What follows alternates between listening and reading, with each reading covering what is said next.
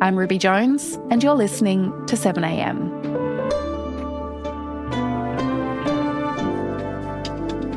This weekend in Vegas, athletes, including Australian swimmer James Magnussen, will take part in the Enhanced Games, a competition that freely allows doping. It's the creation of controversial Australian entrepreneur Aron D'Souza, and it's bankrolled by Peter Thiel and one of Donald Trump's sons. The competition has enticed athletes with huge cash prizes and is in turn selling the performance-enhancing drugs those athletes will experiment with. Today, chief sports writer at the Sydney Morning Herald, Tom Decent, on the spectacle and the seediness of the Enhanced Games.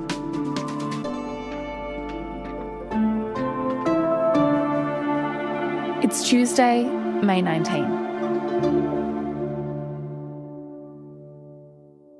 So, Tom, the Enhanced Games. To begin with, tell me about the event. So effectively, the Enhanced Games is a sporting meet for athletes to compete against each other where they can take performance-enhancing substances. They've got athletes from all over the world. Some of them are Olympians, some of them are not super amazing in their fields as well, but they'll all sort of combine in Las Vegas and compete for massive prize money. Quality of competition that will be shown at the Enhanced Games is going to be like in no other sporting competition globally. And that's the thing that excites me about the Enhanced Games, is that human potential. What is that potential? Where is the max? Where's the limit? The prize money on offer is pretty life-changing for some of these athletes. If they break a world record in the 50 metres freestyle swimming events or the 100 metres on the track, they'll win $1 million USD, which is about 1.4 million Australian. If they win their events, they'll win $250,000 USD, which is about 360,000 Australian. By raising our expectations, we can achieve miracles over and over and over again. For us, this is... And the prize money on offer is from effectively investors. So you've got like a Peter Thiel who started up PayPal. You've got Donald Trump Jr., obviously in relation to Donald Trump, and a number of investors who've been on this campaign for a couple of years as well and believe that an event like this is going to take off, appeal to the masses and basically be a disruptor to clean sport. So the premise of these games is that you are allowed to dope. But tell me a bit more about that. What kind of doping are we talking about? Is there anything that is off limits? Is there testing? The Enhanced Games people are encouraging transparency, but there won't necessarily be a lot of it as well. So we're only going on what they're saying. They're saying that anything illegal as such, like your hard drugs, if you want to call it that, cocaine, heroin, etc., will be banned. And you've got to keep in mind these athletes who are competing in the first Enhanced Games have been looked at by doctors over the last few months. So it's not really your kind of backyard steroids that we're talking about. We're talking about your testosterone, your peptides. Categories of anabolic agents, anabolic steroids, as you might typically hear of them. Examples of that might include testosterone. Other categories include peptides and growth factors. These could be things like EPO, growth hormone. And then there's a category of stimulants and metabolic modulators. These are things that you can get from a doctor currently and that are FDA approved as well. But clearly, the amount that people are taking, the dosages, the age at which people who might be watching this on the weekend will want to take them is up for debate as well. So most of the athletes at the Enhanced Games will be taking these. Not everyone has to take them. Yeah, we would like a little bit more transparency, I would imagine, around that, but we're only going off what they're telling us as well when people like James Magnussen are, explaining what drugs they're taking ahead of this meet. Yeah, so James Magnussen, he is the biggest name associated with the Games. Tell me a bit about what he said about why he's competing. Well, he said he was going to juice to the gills, which was probably a quote that he retracts. They've said they've got $1 billion person backing them. If they put up $1 million for the 50 freestyle world record, I'll come on board as their first athlete. I'll juice to the gills and I'll break it within 6 months. Aron D'Souza gave him a call the next morning, and that's effectively how the Enhanced Games kick-started. They were hoping to make this a reality in the background, but I think James escalated it as well. Did I think that they would come to the party with that $1 million US? At the time, no. But I thought there was a potential for it. And upon having time to think about it, to think about the repercussions, to think about the opportunities That's one thing. Most people, all they'll talk about is the negatives. What could happen? What could go wrong? There was a documentary they released last year, which James was a part of, trying to break that world record and failed to do that. But a Greek guy, Christian Golemy, managed to do so and won $1 million USD. I just wait for James to finish his trial. And I was thinking of what I need to do, how I need to swim it. And I just put my suit on and wasn't thinking of anything. I wasn't stressed. Yeah, the plan was just to swim faster. Effectively, all these forces are combining into what is going to be the first enhanced games on the weekend. James will be there competing in the 50-metre freestyle, 100-metre freestyle. Do I think he's going to break the world record? No. But if he comes last in both of those races, he'll pocket about 140,000 Australian dollars in prize money, which is not bad for a little bit of work over there. Right. So they're the enhanced games, but at least one athlete has indicated that they might compete without doping to see if they can beat someone who is doping for that prize money. So it'll be interesting to see how that plays out. Yeah, so the enhanced organisers have been really clear that they don't necessarily need athletes to dope for these games. They're happy to let clean athletes come into it. And I think that is actually a more interesting story when you're talking about sports that don't have a lot of prize money itself. So Hunter Armstrong is an American swimmer. He's staying in the testing pool, in the wider testing pool, so he's subjected to daily drug tests or whenever they want to come over and do that. And his belief is that why can't I go and compete for prize money in the enhanced games and then go back and compete at the World Championships or the Olympics in LA in 2028? World Aquatics have come out and inferred that he won't be able to do that. There hasn't been a clear, hard ruling on that, but he's going to compete at the games as well. And I think it is more interesting around whether some Australian athletes who are Olympians would go and compete at the enhanced games if they knew they could come back to the Olympics as well.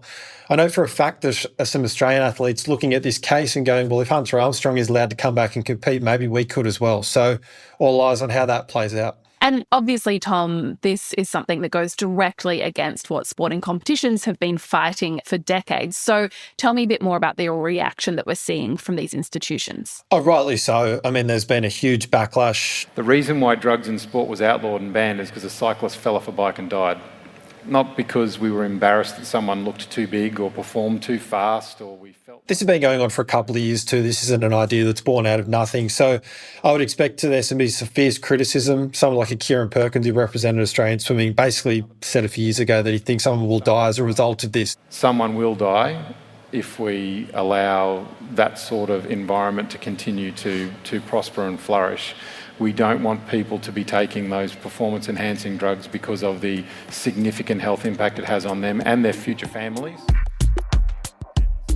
Now, Enhance would argue that these athletes are being highly medically supervised, and this isn't a case of people taking an unregulated amount of performance-enhancing substances. But again, medical professionals who you speak to as well would argue that we don't know a lot about these substances, the long-term effects on their body as well. So the AOC have been quoted, WADA have been quoted, condemning what is going to take place on the weekend.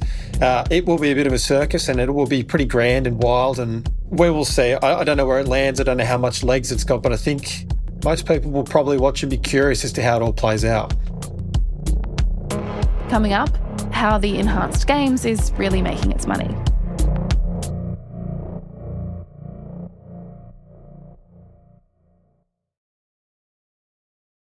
So, Tom, you're heading to Vegas for the enhanced games. It's just a one-day event, though, on the weekend. So tell me a bit about how it's expected to make money and what the business model is here.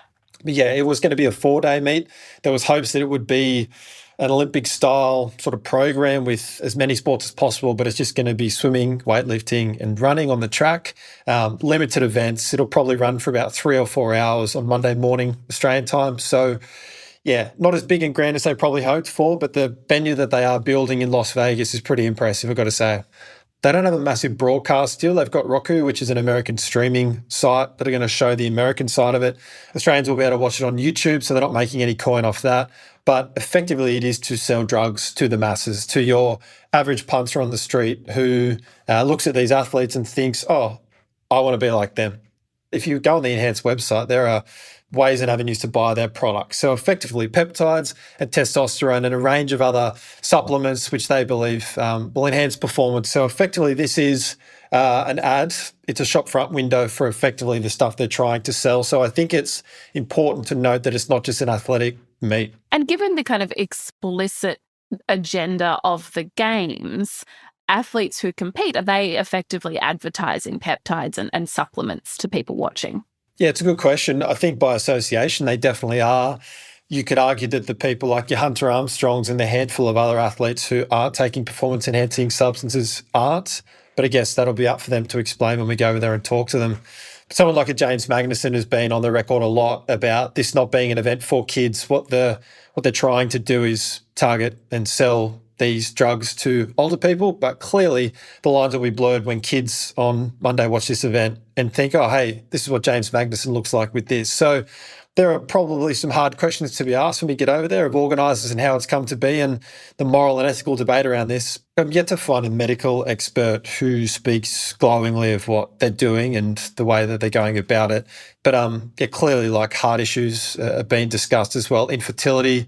I know some of the athletes have decided to freeze eggs and sperm as a result of this to try and ensure that trying to have a baby won't be jeopardised later on. So clearly there are a lot of peptides coming onto the market that haven't been tested. Whether these athletes are taking them or not, we're not 100% sure. But the side thing to this is there is more prize money on offer at the Enhanced Games than there have been before in any other sporting event. So everyone's got a price at some point. I think there's something a little disturbing about that idea that people are being enticed to take substances to compete if there's enough money on offer. 100%. You would talk to the Enhanced people, though, and they would argue that the longevity space and anti-aging space is enormous, and they believe that with medically supervised taking of these substances that it can enhance people's lives in different ways. Now, it's no secret that many Australians are taking peptides and testosterone which are prescribed by their doctors. So these aren't necessarily substances we've never heard of or things that are going to turn you into a bodybuilder necessarily straight off the bat. And the other argument that I've heard made is that, you know, when it comes to these international sporting competitions, everyone is doping anyway. So at least this competition is, I guess, putting it out in the open, because if everyone's cheating, then no one's cheating. So what do you make of that? Yeah, I think as Cam McAvoy, Australian swimmer, said the other day, he has to have faith in world doping agencies that they're going to continue to monitor and make sure their technology keeps up with the speed of change. And there are so many new things on the market as well that people can take. So hopefully drug testers are picking those up. But yeah, it's a really, really interesting space. I think that there are people probably in clean sport who are doping and we don't know about them. There are suspicions long held by athletes that is the case. In some ways, this does throw open the floodgates and say, hey, let's just all run as quick as we can and take whatever you want. But the Enhanced guys would argue that there are like some parameters at the moment, but until we know exactly what they're taking, how will we ever know? Okay, so these athletes, they are going to the games to compete for themselves, not for their country, unlike the Olympics. They're doing it for these huge cash prizes, also very different to the Olympics. And they are, it seems, being given a pretty kind of free hand to take performance-enhancing drugs to see how far they can push their bodies. So it is a total kind of reimagining of what competitive sport is like. So for you as a sports reporter, I mean, do you think that it's going to change the nature of elite sport? No, I don't. I don't think swimmers, athletic stars, weightlifters will go away from the traditional means. But I do think that the prize money on offer is something that is definitely being spoken about in those circles. There are Australian swimmers and athletic stars who aren't getting paid significant amounts of money. The Olympics, you don't get any money from the IOC for winning a gold medal. And this is the whole Enhanced Games organisers' argument, is that prize money should be better, and I completely believe that. So I don't think it's going to change that. I think, as I said, there'll be clean athletes who are more likely to want to go and compete in Enhanced because there is great prize money. Seeing someone like Christian Golomev, the swimmer, win $1 million USD for breaking the world record when he came fourth at the recent Olympics in Paris behind Cam McAvoy, you'd have to think Cam McAvoy is looking at that going, well, hang on a sec, I didn't get a single dollar in world record prize money when I beat the world record earlier this year. So I think it will disrupt the landscape in that respect as well, but the overwhelming majority of athletes would never consider and are pretty appalled by the whole meet. Well, Tom, thank you so much for your time and enjoy the Enhanced Games. Sounds like it's going to be interesting. It will. Stay tuned.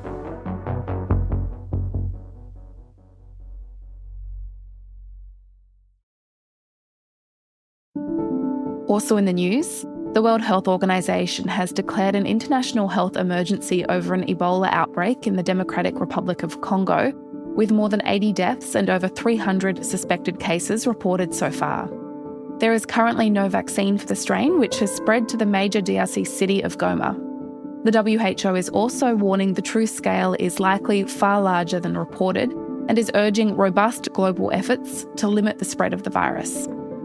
And Treasurer Jim Chalmers has reacted to a news poll showing Labor's budget is the least popular since 1993, with 52% of voters saying they'll be worse off as a result. The Treasurer said he understands concerns around changes to negative gearing and the capital gains tax discount, but said his job is to get more Australians owning their own homes.